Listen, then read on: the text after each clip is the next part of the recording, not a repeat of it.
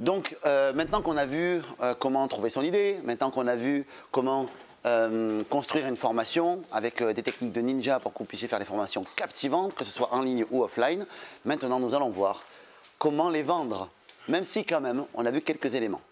Alors ça vous intéresse de savoir comment on peut vendre sa formation? Ouais!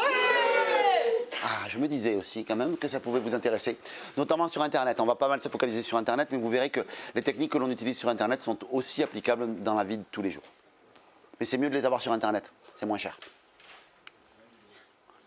Alors, toute entreprise réussit durablement grâce à 3 éléments dont je vous ai déjà parlé hier.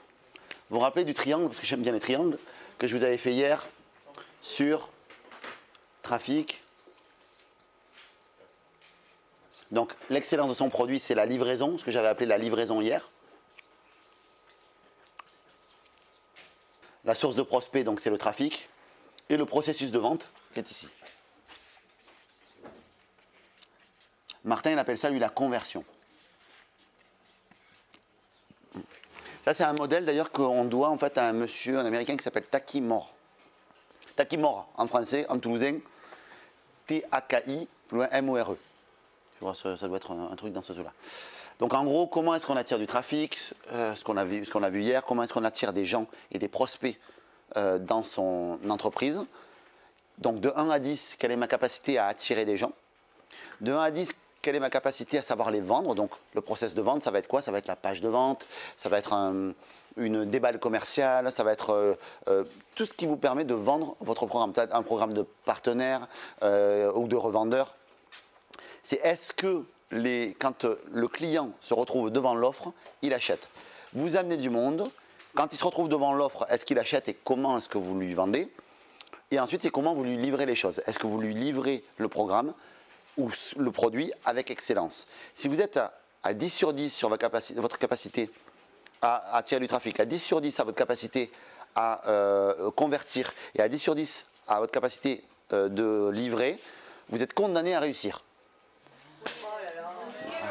C'est de la belle condamnation. Voilà, on est quand même pas mal. Alors, si je prends en fait ces éléments-là, en fait, là j'aimerais que vous vous évaluiez de 1 à 10 sur Mindset Love. Alors, c'est ce que Idriss Aberkan, alors ça vient pas de lui, mais moi je le tiens de lui, appelle la matrice du Love Can Do. Donc moi j'ai mis amour et savoir-faire. Ok, ouais. Ah bah oui. Non, j'ai mis amour et savoir-faire parce que on est français, ok? Le mec business learning, il appelle sa formation, après il dit on est français. Il fait le gaulois. Eh, écoute-moi bien, on est français. Non, c'est juste que Love Can Do, j'ai pas su le traduire en fait, donc du coup pour vous l'expliquer, je préférais. Est-ce que tu sais faire? Voilà, exactement. Ouais, c'est ça. Voilà. Donc amour et savoir-faire, donc c'est exactement ça, c'est beau. Donc si on prend une échelle en fait du love ici, là, vous pourrez regarder une vidéo de Idriss Aberkan qui explique évidemment bien mieux que moi, je pense, ce que je vais vous expliquer puisque je le tiens de lui. Ensuite, vous avez la matrice du savoir-faire. Et un monsieur qui m'avait expliqué ce concept-là aussi, c'était le patron des usines La Guiole. Oui, La Guiole. Vous voyez les couteaux La Guiole? Et vous savez que les couteaux La Guiole, en fait, leur marque a été volée, a été prise en fait par un monsieur qui est un Français également, mais qui a repris ça en fait et qui fait construire aujourd'hui qui fait faire des couteaux La Guiole en Chine. À pas cher, et il peut utiliser la marque La Guiole. Et ils ont perdu leur procès, ils sont obligés de produire leurs couteaux à La Guiole. Sans ça, ils sont dans la contrefaçon. Ce qui est fou. Oui, oui, bien sûr, c'est sur le plateau je sais plus quoi. La Guiole, c'est une ville. Hein, donc, tu tapes sur Internet, tu vas voir, mais c'est dans le sud-ouest, en effet. Et donc, le patron faisait une conférence, en fait, pour expliquer que lui, en fait, ils étaient des précurseurs, en fait, en réalité. Qu'ils adoraient ce qu'ils faisaient et que, malgré tout, ils étaient obligés d'avoir l'usine et la production à La Guiole. Ils ne pouvaient pas produire ailleurs, en fait. C'est vraiment un truc de fou. Et ça avait été passionnant. Et lui, en fait, il se voyait là-dessus, en fait. Sur la matrice. Je vais revenir, en fait, sur lui juste après. Je vais vous dire où est-ce qu'il se positionne. La matrice, en fait, il y a 4 éléments. Quand vous avez beaucoup d'amour, mais peu de savoir-faire, parce que c'est ça, là, on est sur beaucoup d'amour et peu de savoir-faire, on est un passionné sans savoir-faire. Ça, c'est l'époque de Apple, quand Apple était dans son garage, qui faisaient leurs ordinateurs dans leur garage. Ils n'avaient pas beaucoup de savoir-faire, mais ils étaient tellement animés d'une passion, ils avaient tellement envie de changer le monde, tellement envie de faire les choses qu'ils ont acquis par la suite le savoir-faire.